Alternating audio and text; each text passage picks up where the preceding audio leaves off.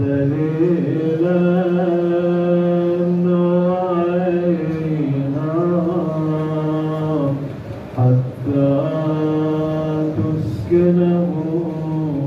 أرضك طوعا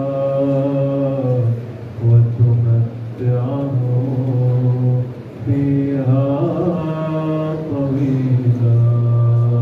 برحمتك يا